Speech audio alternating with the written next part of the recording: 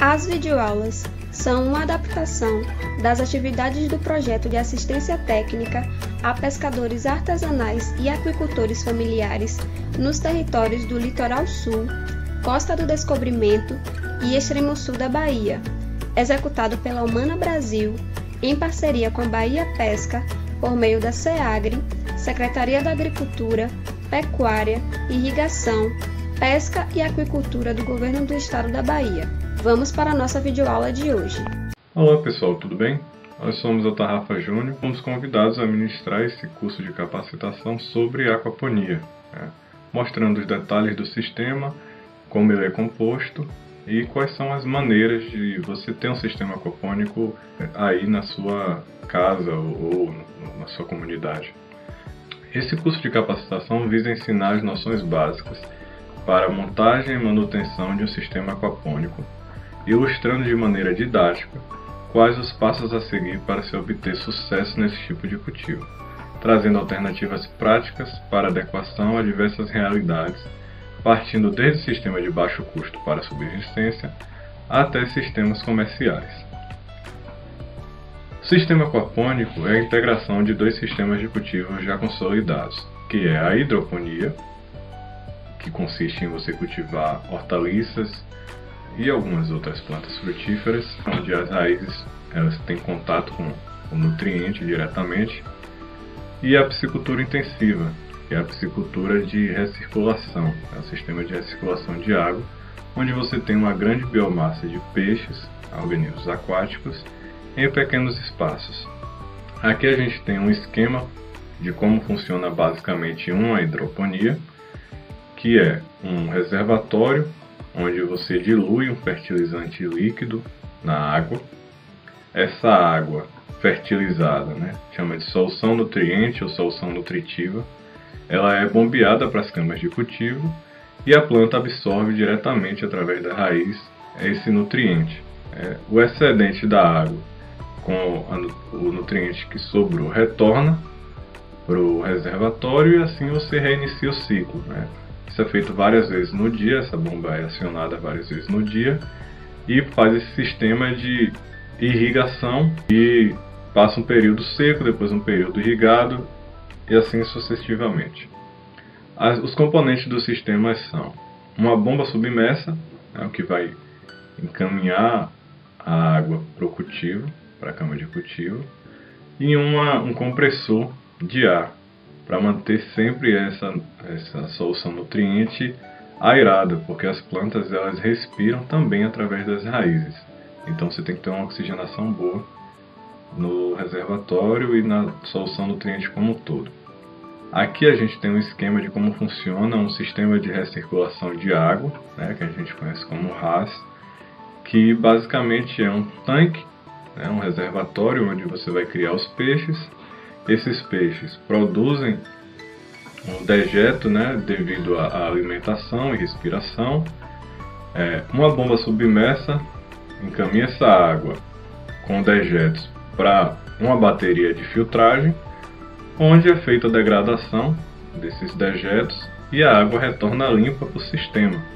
Então você tem normalmente um filtro mecânico para reter as partículas mais pesadas, como sobra de ração ou fezes mais densas dos peixes, e um filtro biológico, onde é feita a transformação dos compostos nitrogenados. Os componentes do sistema são uma bomba submersa, para fazer a circulação do sistema, um compressor de ar, para manter a água sempre oxigenada para os peixes, e um filtro, um biofiltro e um filtro mecânico. E finalmente temos aqui o nosso sistema aquapônico, que é a integração desses dois sistemas, onde a gente tem um reservatório para a criação dos peixes, onde esses peixes vão produzir os dejetos na água.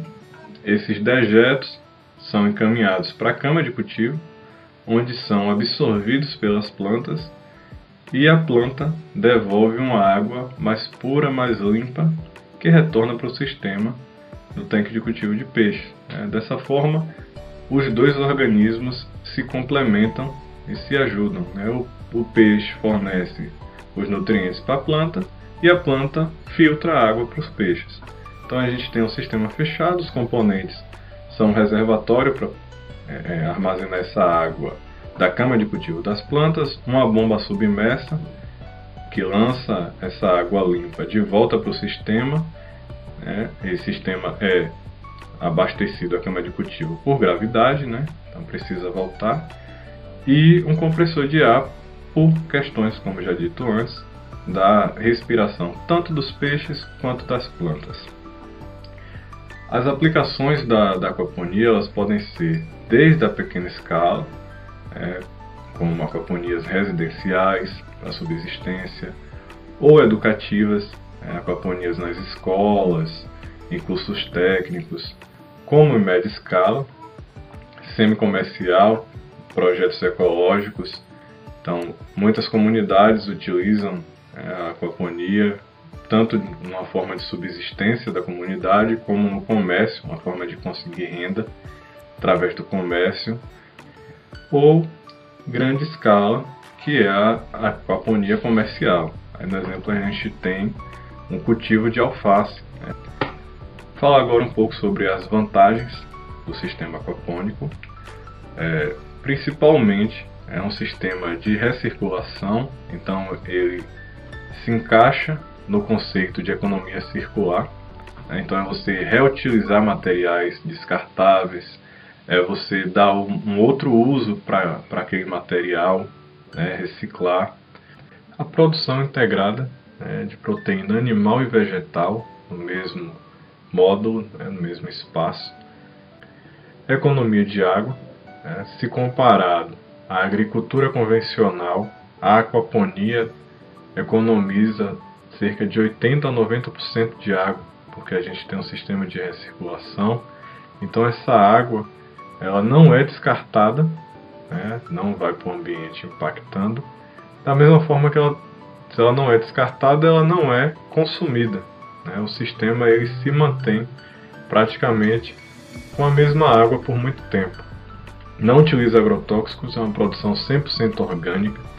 A gente sabe que a cada dia que passa a produção orgânica de alimentos ela tem ganhado destaque, até pela questão do aparecimento de algumas doenças relacionadas ao uso de pesticida e agrotóxicos.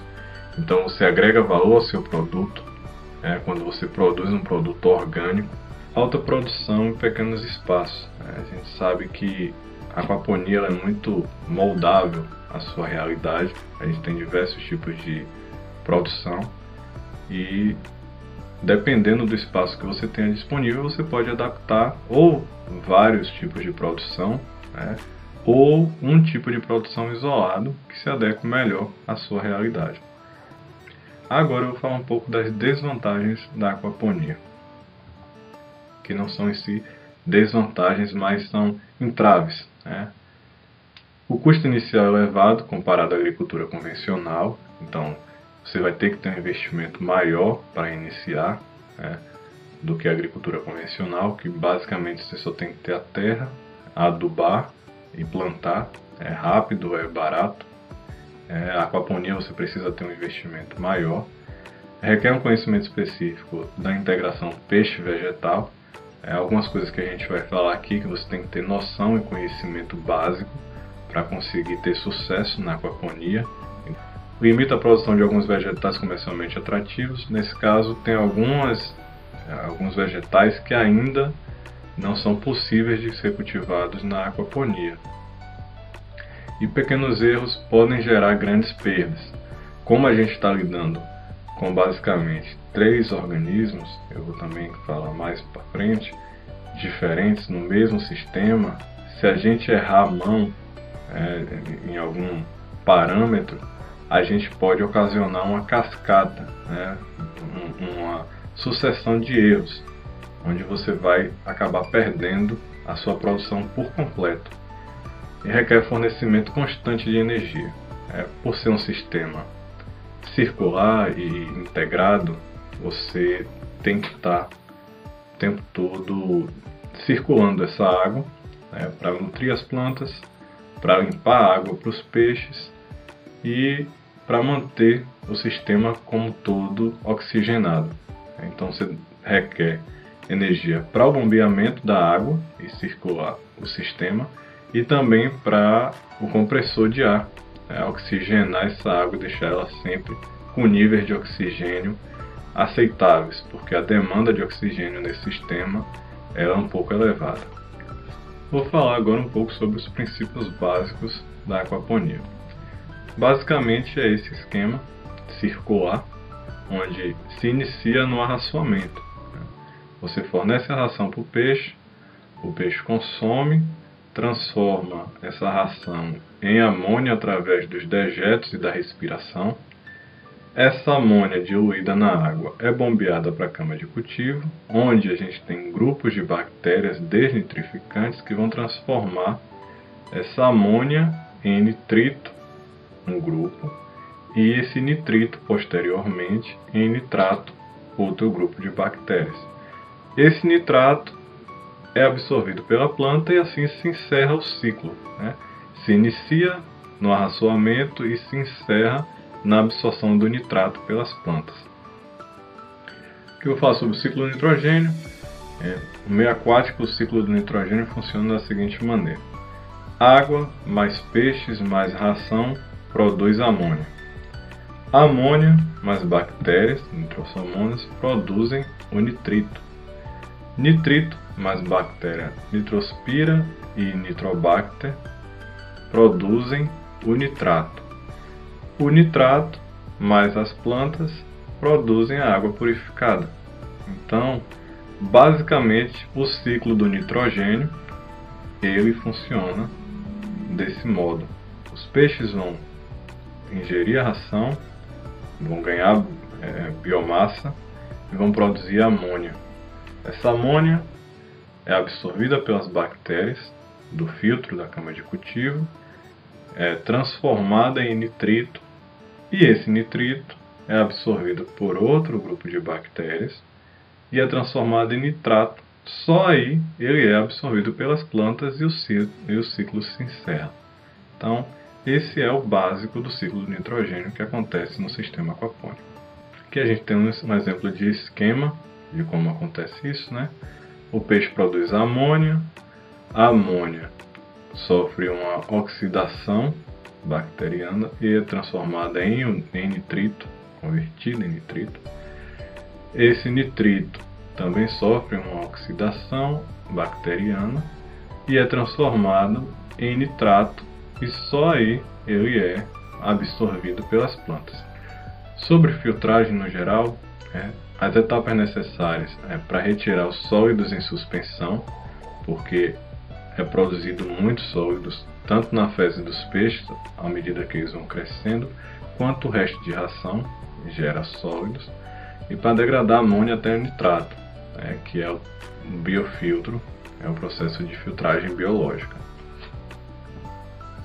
A filtragem mecânica ela é feita utilizando mídias filtrantes, como no exemplo, algumas esponjas, perlon, manta acrílica, espuma, todo esse material que vai barrar as partículas orgânicas dissolvidas na água, E é feito também através de decantadores, que eu vou mostrar como funciona, que basicamente funciona para decantar essa matéria mais pesada, e ela não chegar até o filtro biológico, porque não é interessante. E aqui eu tenho alguns exemplos de materiais utilizados na filtragem biológica. A gente tem algumas mídias biológicas disponíveis no mercado, e essas mídias são utilizadas para a fixação das bactérias. As bactérias, as colônias de bactérias, elas precisam estar fixadas em algum substrato. Pode ser tanto na cama de cultivo, como eu já venho falando, através da argila expandida, que a gente utiliza, ou algum outro material alternativo, ou no filtro biológico, exclusivamente nas mídias biológicas, que podem ser plásticas, no caso dos bioballs, com microporos, ou mídias cerâmicas, que também tem microporos, onde essas bactérias vão colonizar e vão estabelecer as suas colônias. Vou dar agora um exemplo sobre filtragem mecânica. Em 100 kg de ração, 90% ou 90 kg são sólidos, né? Desses 90 kg de sólidos, quando você coloca na água, você alimenta os peixes, ele gera 30 kg de sólidos. 50% desses sólidos são decantáveis. São sólidos pesados, que a gente chama, sólidos grandes, né, pesados, que são superiores a 100 micra. E 50% são 15 kg são de sólidos em suspensão. Esses sólidos em suspensão, eles são filtráveis, né? 25% desses sólidos fica retido no filtro através dos cartuchos, né? Das mídias mecânicas que a gente utiliza, como eu já disse, o perlon, a esponja, a espuma, manta acrílica, retém esses sólidos em suspensão, e os outros 25% são finos ou dissolvidos, que são partículas muito pequenininhas, inferiores a 40 micras. Vou falar sobre algumas particularidades da filtragem mecânica agora, né? Aqui tem um ponto importante, que é o uso de decantadores, evita a necessidade de troca de cartucho. O que seriam os cartuchos, né? Os cartuchos seriam as mídias de filtragem mecânica, no caso, perlon, manta acrílica, a esponja, a espuma. Então, quando você adiciona um decantador no seu filtro, você retém muitas partículas sólidas antes de chegar nessas mídias de filtragem. Dessa forma, você conserva essas mídias, você tem que fazer a troca, a periodicidade aumenta, né? Você passa mais tempo com a mesma mídia sem precisar da troca ou da lavagem, no caso de mídias reutilizadas. Aqui eu tenho um esquema mostrando como funciona a decantação, né? Então você tem um sólido e o líquido praticamente dissolvidos, né, um no outro, e quando você descansa essa água ou você faz uma ação física de decantação, você acaba separando esse sólido do líquido.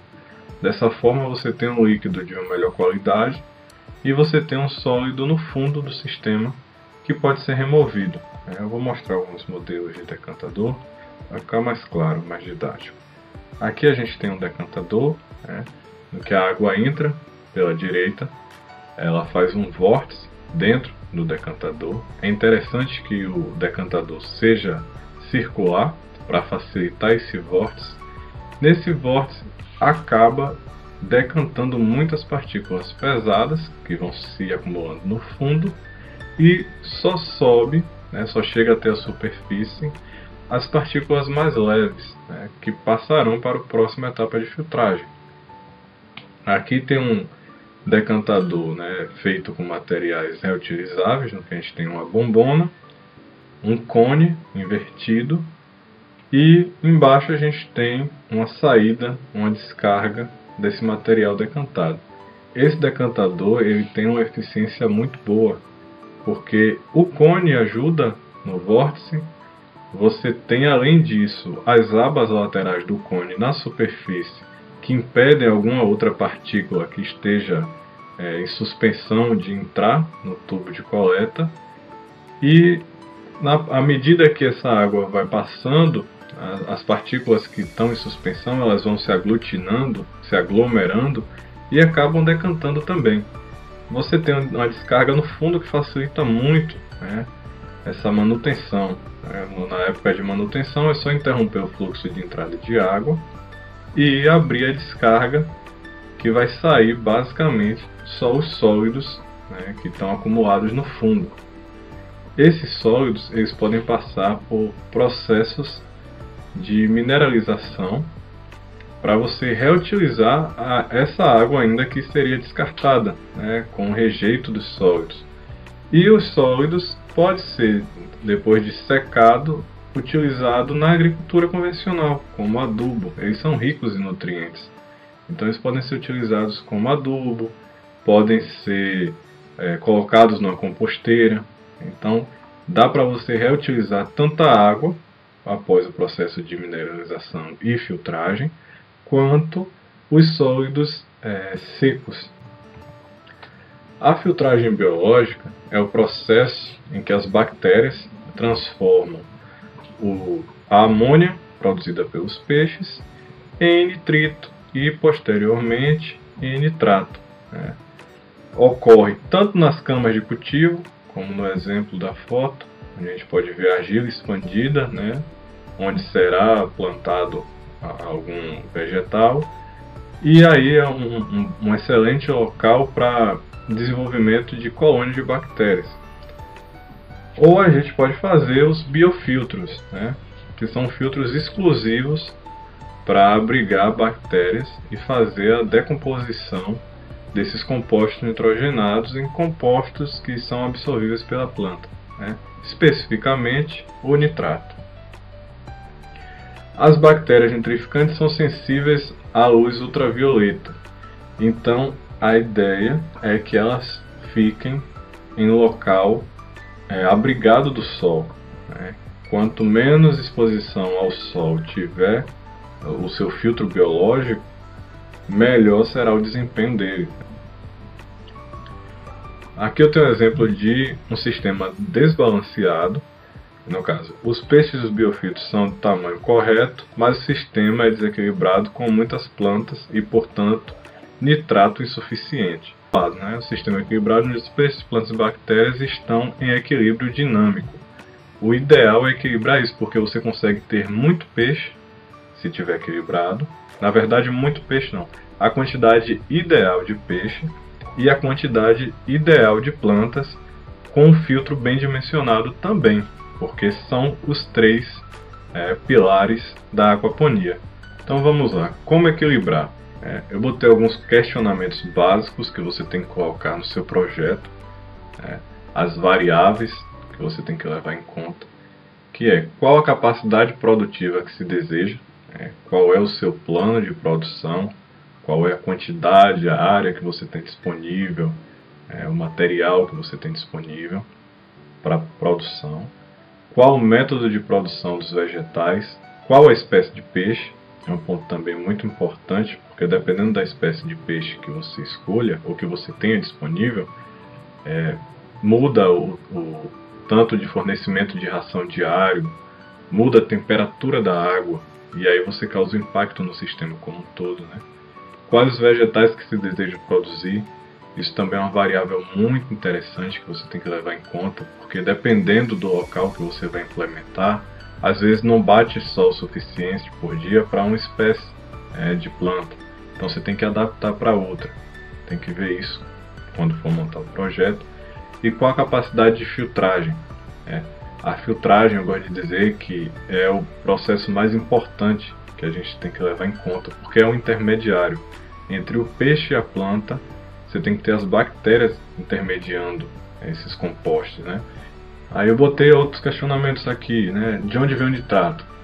O nitrato, ele é fruto da decomposição das fezes dos peixes, da ração dos peixes, Então, para você ter uma maior produção de nitrato, você tem que aumentar a quantidade de fezes. E como é que você aumenta a quantidade de fezes? Aumentando a quantidade de ração. Então você precisa de mais peixes. Para ficar redondo, a quantidade de nitrato que seu sistema demanda, quantidade de produção de hortaliças, tem que estar ligado diretamente com a quantidade de peixes, porque você vai ter uma produção maior de amônia, maior de nitrito, posteriormente maior de nitrato. Agora a gente vai ver alguns cálculos básicos para se ter ideia do equilíbrio do sistema. Os peixes, dependendo da fase, comem de 2 a 10% do seu peso diário. Logo, se estocarmos 10 kg de peixe, esses serão alimentados com 400 gramas, ou 4%, de ração diariamente. Mas essas 400 gramas de ração diariamente, uma vez gere amônia e essa seja degradada até o nitrato, quanto de nutriente forneceria? Então a gente vai ver o cálculo médio entre a ração fornecida, a transformação em nitrato e a absorção das plantas. Aqui tem uma sugestão de relação, dependendo do tipo de cultura, que é de 40 a 50 gramas de ração por metro quadrado por dia para culturas de folhagem verde e de 50 a 80 gramas de ração por metro quadrado por dia para vegetais com frutas, tomate, pepino, entre outros. A fonte de água que a gente vai utilizar, ela pode ser de poço, de chuva, de cisterna ou do abastecimento público. Então, agora a gente vai olhar os parâmetros mais precisamente. Primeiro, a temperatura, ela tem ação direta sobre os seres vivos e é necessário a gente fazer uma correção. Por quê? Porque quando a temperatura está muito baixa, ela influencia no consumo de ração. Sobre o pH, é importante a gente manter a faixa ideal de 6 a 7. Por quê? Porque quando a gente tem um pH muito abaixo de 6, um pH ácido, a gente tem muitos íons de hidrogênio livres e isso acaba interferindo na disponibilidade dos nutrientes para a planta. E não é interessante. Você pode até ter muitos nutrientes disponíveis na água diluídos, porém eles não estão na forma absorvível para a planta.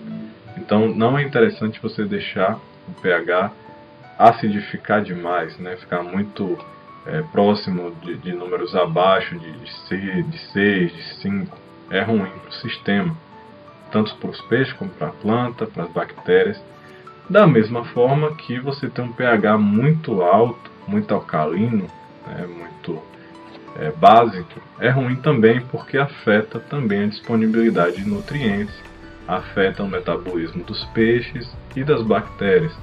Então, qual é a solução?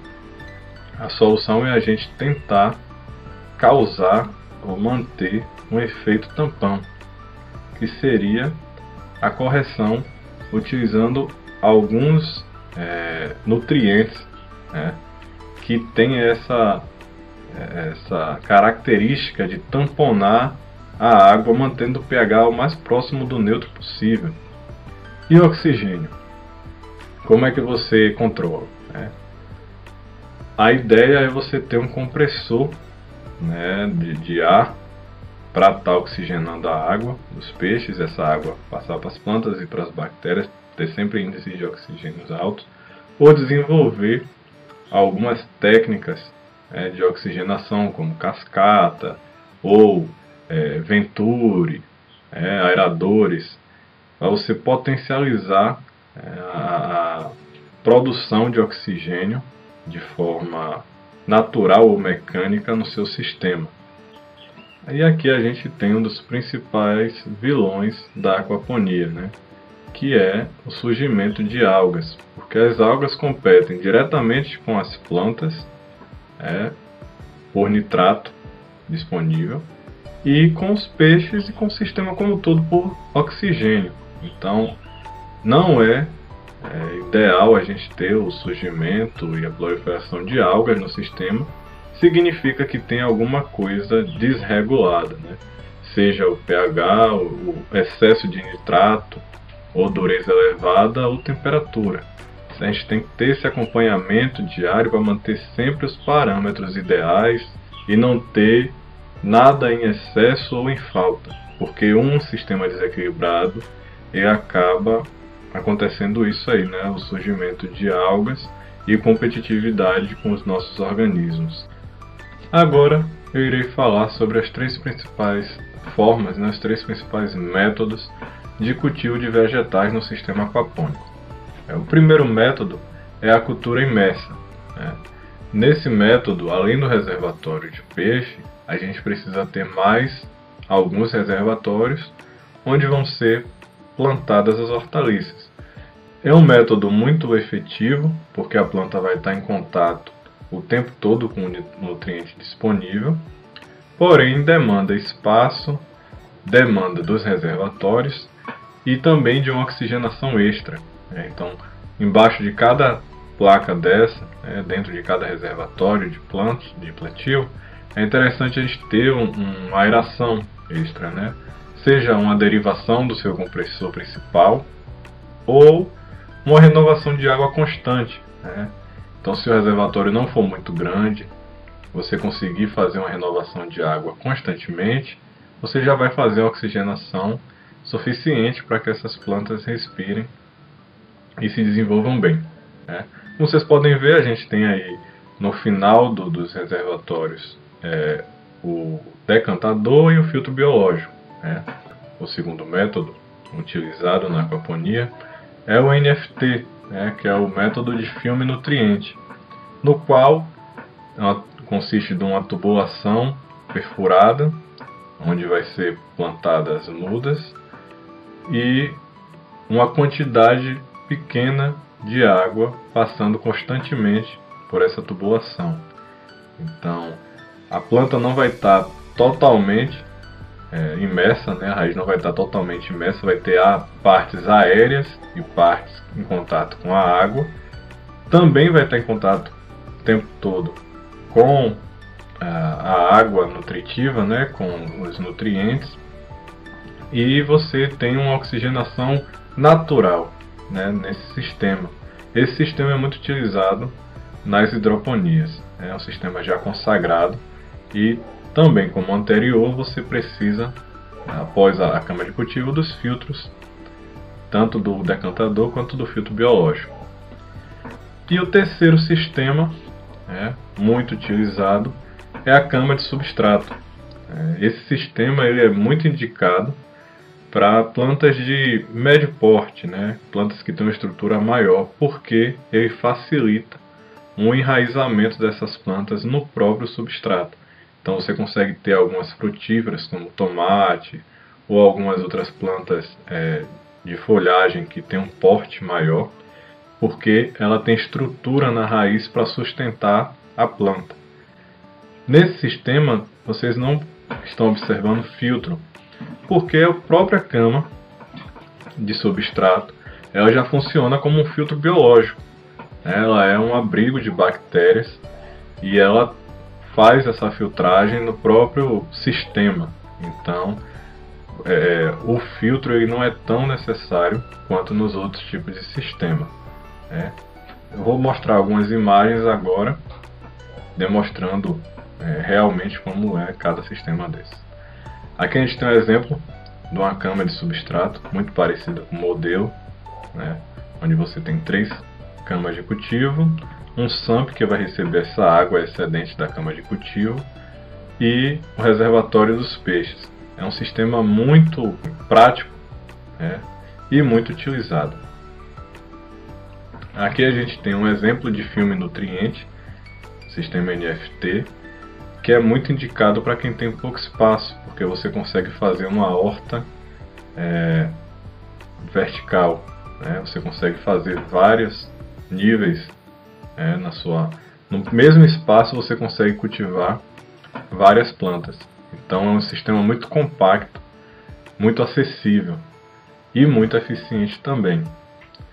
E aqui a gente tem um exemplo de cama imersa, Já é um sistema que você necessita de mais espaço, porque ele tem que ter, os reservatórios, tem que ter o espaçamento da planta, e se assemelha muito com a agricultura convencional em questão de espaço necessário, Mas a efetividade dele é muito maior por essa questão das plantas estarem em contato 100% do tempo com o nutriente ali diluído na água. Pronto. Agora vamos para o projeto de uma estrutura aquapônica. Detalhes do projeto: verificar a área disponível para optar pelo sistema de cultivo. Isso, como eu disse, cada sistema tem a sua particularidade. Você pode ter mais de um sistema funcionando junto, mas se adequando à área disponível que você tem.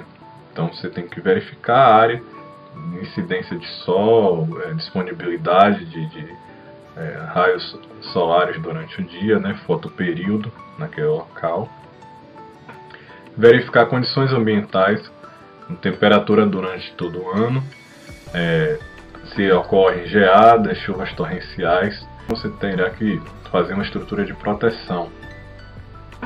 A exposição solar, é importante você observar Locais geralmente que tem uma incidência muito grande de raios UV pode ter problema de impedir o crescimento das plantas, ressecar as folhas e mudar o sabor, tornando amargos. Então, nesses locais que tem grande incidência solar, né, que você consegue observar isso, você pode também ser interessante você fazer uma estrutura com sombreamento, né, um sombrite cobrindo a sua estrutura, e ter cuidado com predadores naturais.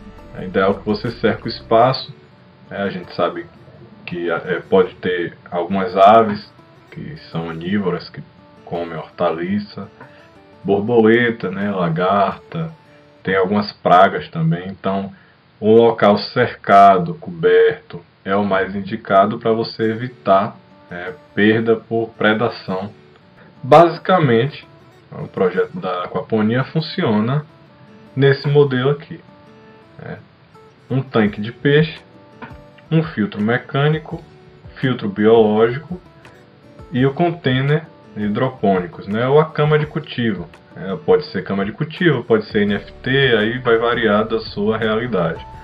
Pronto. Tanque de peixe, né? Vou detalhar agora para que serve cada coisa.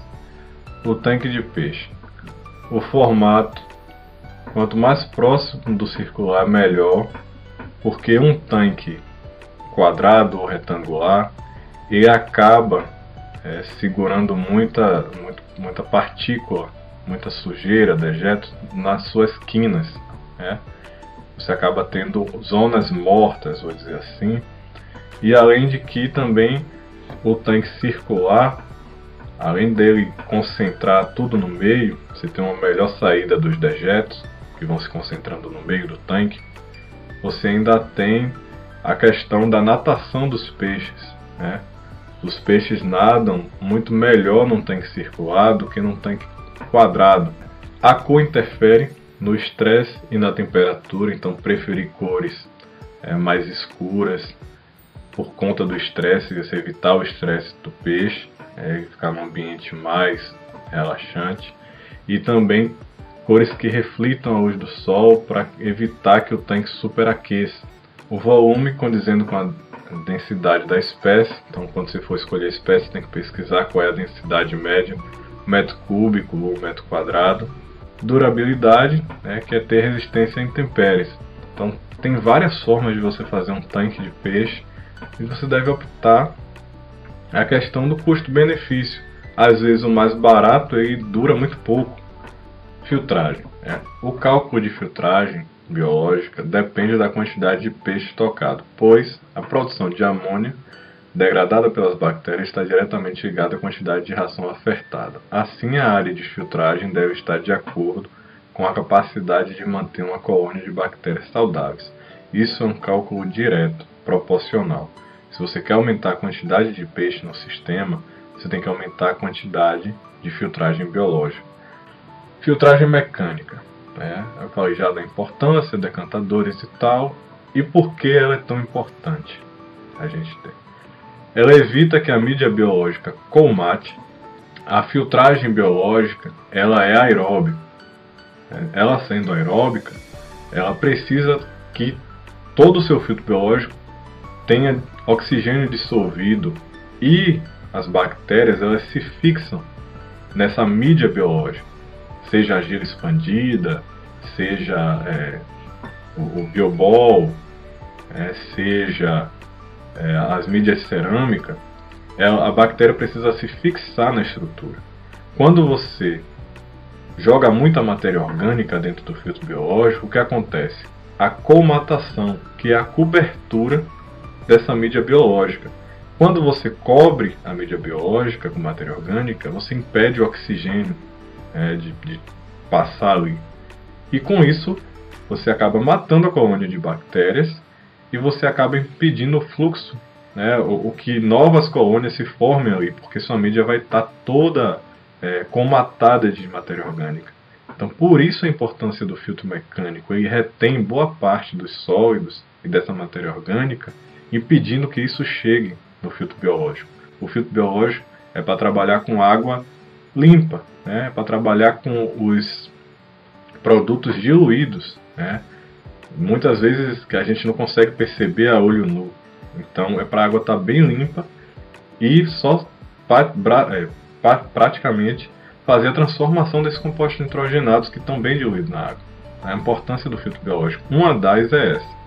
A outra é que as raízes apreendam muito material. A mesma coisa. Se você joga muita matéria orgânica na cama de cultivo, a raiz vai começar a grudar essa matéria orgânica, vai asfixiar a planta. Você vai ter problema de absorção de nutrientes, porque a raiz vai estar suja. Então a água vai estar passando com nutriente, mas a planta não vai estar conseguindo absorver. Então, outra importância muito boa é que a DBA aumente essa necessidade. A DBO, ela é a demanda biológica de oxigênio. Quando você tem muita matéria orgânica, você tem a decomposição dessa matéria orgânica no sistema.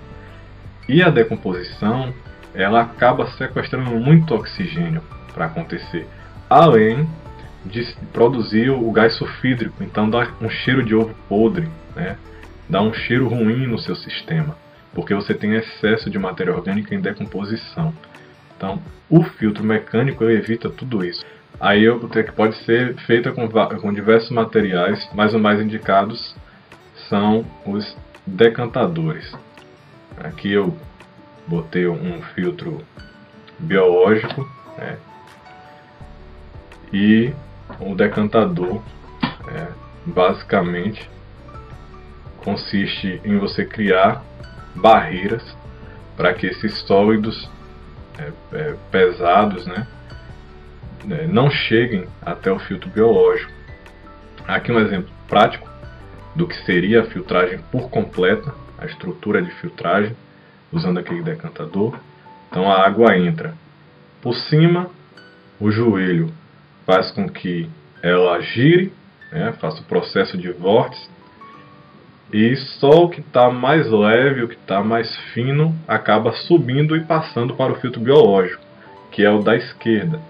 Nesse filtro biológico, a gente instala um balde com a filtragem mecânica, com a mídia mecânica, que no caso é um perlon ou uma esponja, o que seja para reter as partículas mais finas que possam passar do decantador, para só depois ele ir para a filtragem biológica e retornar para o sistema por bombeamento. Como vocês podem ver, no fundo do tanque tem uma bomba que vai fazer a alimentação do tanque dos peixes, né? Vai retornar essa água limpa filtrada para o tanque dos peixes. Mineralização. O que é isso? É um termo usado para referir a forma que os sólidos são processados e metabolizados por bactérias, gerando nutrientes. Há modelos de aquaponia que os sólidos decantados são separados, mineralizados e retornam ao sistema. Nos sistemas de cama de cultivo, a mineralização acontece no próprio sistema. A mineralização consome uma dose extra de oxigênio. Então, o que seria isso?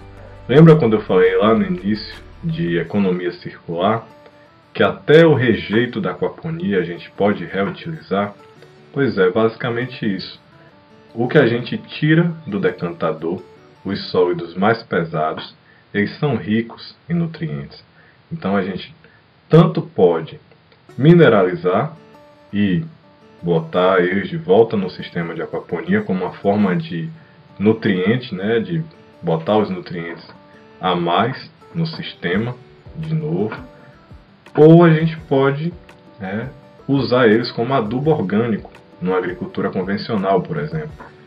Cama de substrato. Uso de diversos materiais plásticos, de fibra ou até madeira com lona. Resistente ao peso e crescimento das raízes, fácil de se conectar de um ao outro, materiais inertes aos peixes. Então você pode construir a cama de substrato de várias formas. Pode utilizar como exemplo uma bombona cortada no meio, ela gera duas camas de substrato. Vocês podem utilizar aqueles reservatórios, como foi mostrado anteriormente nas fotos, aqueles reservatórios de água branco.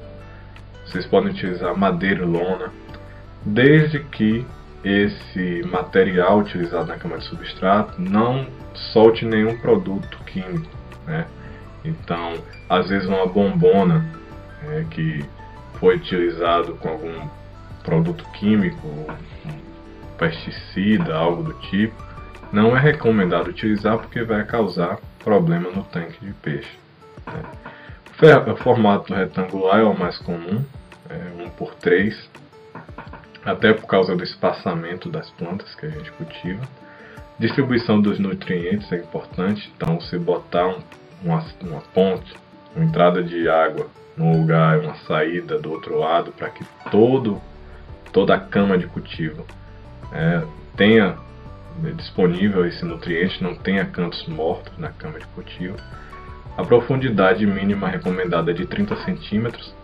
E a escolha do substrato, a ideia é que você escolha um substrato a ocupar 60% do volume do container.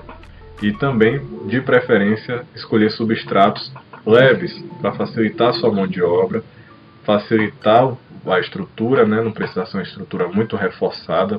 Por exemplo, é muito utilizado a brita, a pedra britada.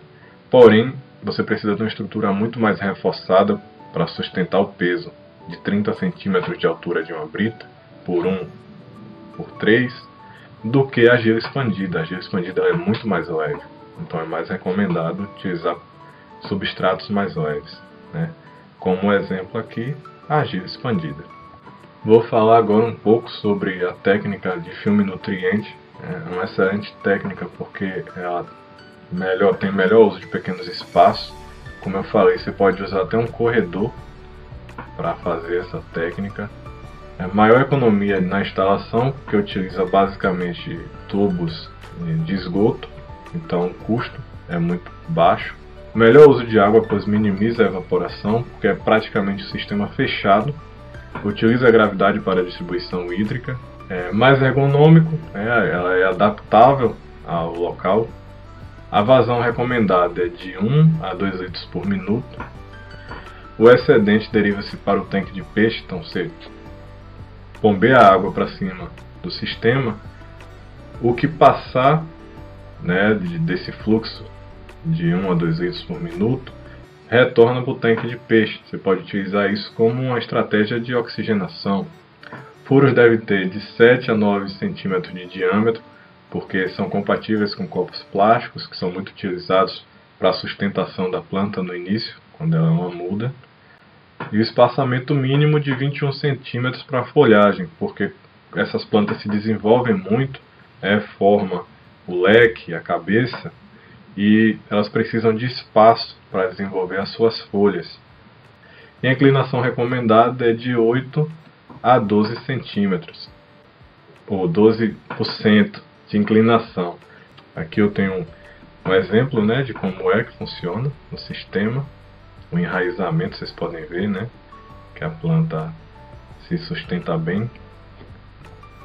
E aqui um copinho feito como o modelo que tem aqui, com um tubo PVC nesse diâmetro, para substituir o copo plástico, porque é até reutilizável. O copo plástico você acaba descartando no fim do cultivo, corta para retirar a raiz e tudo mais. Então, dessa forma, com tubo PVC, você acaba reutilizando várias vezes esse mesmo tubo para a sustentação da planta dentro do cultivo. Aqui a gente tem alguns exemplos de sistema de aquaponia para mostrar que é simples e é adaptável. Você pode fazer no espaço que você tiver, aqui com caixa de isopor, o tanque de peixe embaixo. Aqui outro exemplo, com essas caixas de massa de pedreiro. Aqui um NFT, sistema de filme nutriente, com um tanque de água. E você vê que é um sistema bem vertical. Mais outro exemplo aqui no aquário, não dá para ver direito, mas é um aquário com uma cama de cultivo em cima do aquário. Aqui com telha Eternite, mostra que dá para adaptar o sistema com o que você tiver, a sua realidade. Outro NFT. E aqui um sistema industrial, para a gente ver o potencial que a aquaponia tem. Aqui no caso a alface crespa, a alface americana ou a alface lisa. E o tamanho da estrutura, né, que a aquaponia proporciona. Mais alguns exemplos aqui com várias culturas: taioba, alface, cebolinha. Aqui um protótipo bem legal, 2 bombonas, você faz um sistema de aquaponia. De cebolinha, alface, coentro, salsa. Essa imagem excelente da raiz no sistema NFT. Aqui um aquário também, né, no sistema de aquaponia. E aí vocês veem as possibilidades que um sistema de aquaponia tem, produzindo bananeira, cana, plantas de grande porte sendo produzidas no sistema de aquaponia. Pronto, esse foi o nosso curso. Deixo aí para vocês o nosso contato para tirar dúvidas. Então, um forte abraço a todos e espero que a gente tenha um feedback no futuro de que muita gente começaram a desenvolver o sistema de aquaponia aí nas suas propriedades.